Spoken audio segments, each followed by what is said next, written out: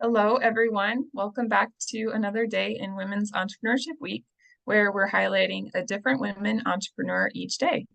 My name is Erica Johnsrud, and I'm a senior marketing student in the College of Business. And I was fortunate enough to be asked to do these interviews. And today I look forward to visiting and learning from Amber Bannerman.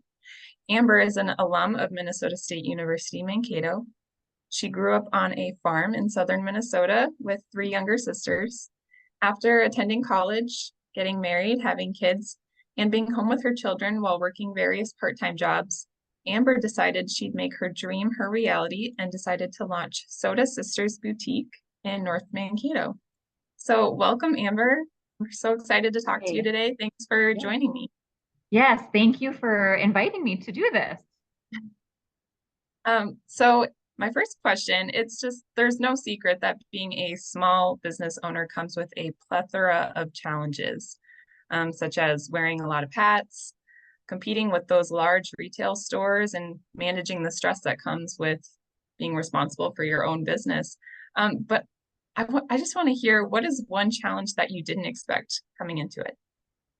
Definitely COVID, the pandemic.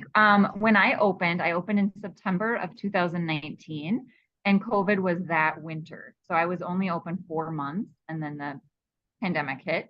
And so that, nobody was expecting that, and that there were a lot of challenges that went along with that. Um, so that has been, I would say, my biggest challenge so Oh far. my, I did notice that on LinkedIn that you opened in 2019. I was like, wow, that's a rough time to get started. Yes, definitely. Yeah. Luckily, I opened, my brick and mortar store in September.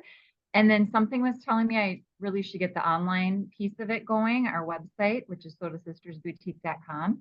And so in January, so like right before COVID, I had set up my online website and like look because it takes a lot of time and effort to load all like photos and descriptions of all of the items. So that was up and running by the time I had to be shut down because I had to be shut Wow. down for 2 months. Um, so I was very fortunate to have my website up and running by then. Yeah, I'm sure that played a big role in keeping your business afloat during 2 months of no in-store shopping. Yes, That's really great. Um, I also read on your website that you come from a long family history of entrepreneurs. Um, so I just want to know, where did your idea for the boutique come from? Have you always known you wanted to be a business owner, or was it your passion for fashion, or where did it all get started? yeah. So kind of a combination. So my great aunt, my grandma's sister, owned a women's clothing store in St. James, so my hometown, St. James, Minnesota, called B Vans many years ago. And my grandma worked there, and my grandma watched, like, babysat me a lot when I was little. So I would go with my grandma to work at her sister's boutique, and I would pretend that I was the store owner. And I was probably 5 years old at the time, but I remember it. And so she had like a little office like upstairs, and there was a window like overlooking the store. It was just a really neat setup. And so I would, be up there just like playing store and pretending that I was the store owner. So I think that's initially where the idea kind of started for me, or like the passion started. And then I've always loved fashion. My grandma also loved fashion, so she actually was really an inspiration as to why I opened my store.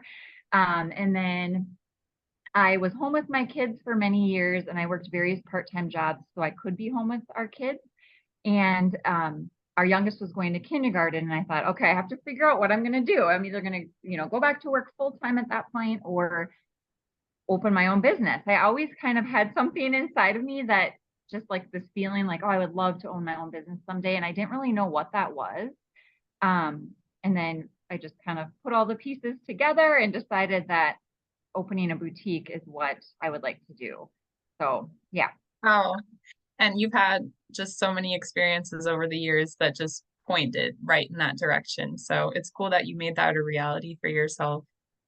Yeah. Um, so as the name goes, Soda Sisters Boutique, you started it and are the main owner, but your three younger sisters are also involved. So I just want to know, what's it like to work with family and sisters specifically? What's that experience been like? So I actually am the only owner, and my sisters really aren't involved at all with the boutique. Oh, I know, yes, I know that I believe me, I get this question almost daily. Like, because as you can see the picture behind me, that's my sisters and I. So I do have this picture on the wall behind the counter at the store. My sisters were the inspiration behind the name Sota Sisters Boutique. So we're all sisters and we grew up in Minnesota. And that's how I came up with the name. My sisters have occasionally modeled for the store and like, helped a little bit, but none of them are employed here, I guess. One of them actually did work here part-time when I first opened for about 2 years, but she no longer does. I'm hoping she'll come back to work maybe when her kids are a little older because she works full-time at a different job and has two little ones right now. But yeah, so they aren't actually involved. But I do get that question all the time because people assume that we're all the owners. yeah. Well, I'm sure just growing up with sisters, fashion and clothes are a big part of that. So I think it makes sense why that's your name too. And It yeah. froze. Oh, It froze for a second. What did you say? I was just saying, growing up with sisters, I'm sure clothes and fashion are a big part of your relationship too, to connect and Yes, bond. So it all makes yes. sense. And, with that being said, it's funny. It's actually great timing that you asked this question because they do help sometimes when I have special events when they're able to help. So as an example would be we're doing the St. James School fundraising fashion show this Saturday, and my sisters are all modeling in that fashion show along with my grandma and my aunt. So we're kind of making it a family affair. And so yeah, my sisters do help when they can with special events. They just don't all live locally, so it's hard to like for them to really work here. If they all lived here in town, then Oh chances yeah. are that maybe a couple of them would work here part-time. But That's so cool that you're going to get to have the fashion show and get to yes. be for this weekend. Um, Mm-hmm. my next question is, I'm sure there's been a lot of time that you've put into cultivating that unique to your boutique.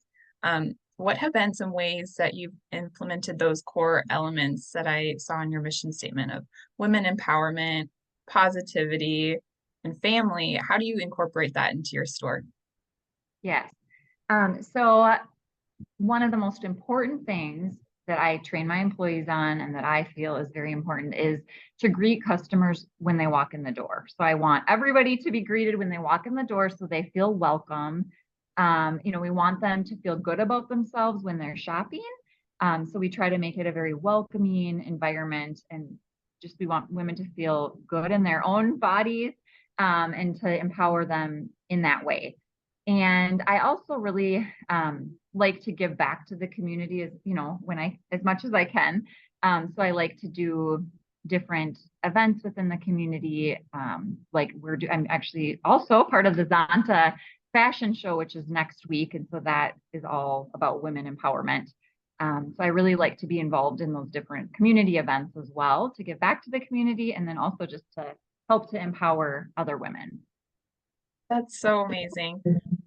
From my experience in shopping, I think when I walk into a store and people greet me and say hi, I'm way more likely to stay and look around and talk to them and probably make a purchase and also feel good about that purchase rather than just some anonymous store that I didn't really have any connection to. Yes, exactly. Um, my last question is one thing about the fashion industry that can be scary but also exciting is that the trends are always changing. Um, Mhm. and are there any emerging trends or innovations in the fashion industry that you're excited about getting into and exploring? Yeah, all of your questions are so good. So sustainability is a huge thing that I have seen a lot more at market in the last couple of years. I like to attend larger fashion markets in usually Las Vegas a couple times a year. So that's when I get to see all of the up and coming trends and really be educated as to what is going to be in for like the next season.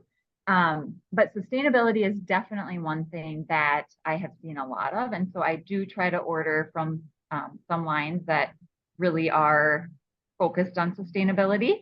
Um, but yeah, that would be one of the biggest things I guess that I have seen. Oh yeah. sustainability is just taking over all the different markets. And I never thought of how fashion would be affected by that as well, but totally with the materials and everything. Yes. Yep. And even sometimes as to how they package their items. There was a shoe brand that I ordered from that used all recycled material for the sole of the shoe. And they also even went right down to the packet, how the packaging was. It was no waste. There wasn't tissue like put inside the shoes. It was just a reusable like canvas tote bag that the shoes went inside. And then, yeah, it's so really cool. So even like down to sometimes how it's packaged can be something that makes them sustainable or more sustainable. Yeah, that is so innovative. That's really cool. Yeah. Well, thank you so much, Amber. We are just so grateful to hear your insights and just about the interesting career and the business you have. Thank you.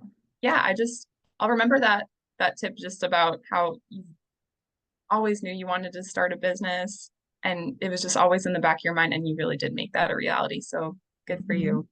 Yes, lots of hard work and determination, but yes, it can definitely be done. Yeah. Yeah. Well, thank you so much and have a great rest of your day. Thank you, you too. Bye.